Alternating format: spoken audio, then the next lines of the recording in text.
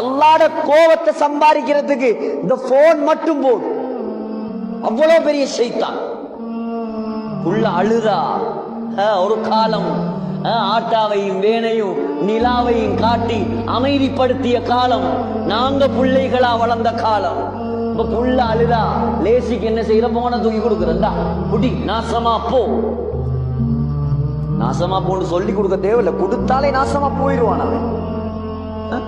12, 11, 10 வயசு பிள்ளைகள் பேசுற பேச்சுகள், ஸ்கூல்கள்ல நடக்கிற விஷயங்கள் கேவலம்.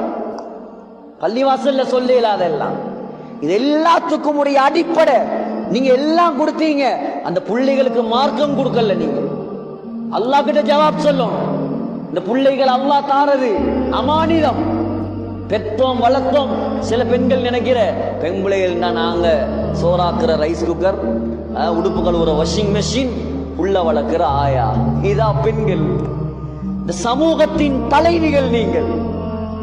ஆசியாவுடைய வழித்தோன்றல் நீங்கள், ஹதீஜாவுடைய வழித்தோன்றல் நீங்கள், ஆயிஷா அம்மாவுடைய புதல்விகள் நீங்கள்.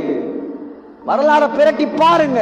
உங்களோட அம்மாமார் செய்த தியாகம், உங்களோட அம்மாமாருடைய பேர் இன்றைக்கு வரைக்கும் கொடி கட்டி பறக்குது. ஏன் ஏன் பாருங்க. இந்த போனுக்கும் இந்த டிக்டாக்குக்கும் இந்த பேஸ்புக்குக்கும் அடிமையாகிறாதீங்க. சைத்தான் உங்களை எங்கேயோ கொண்டு போய் சேர்த்துருவார். இது கோபத்துல பேசுவதல்ல, இது கவலையில பேசுறது. நினைக்கலாம், என்னடா இப்படி பேசுறார், வித்தியாசமா பேசுறார். இது வித்தியாசம் அல்ல. முழு உலகமும் முழு இலங்கையும் பாதிக்கப்பட்டு சீரழி இருந்த போனால அல்லாஹ் காப்பாற்றும். கவலையான விஷயம்.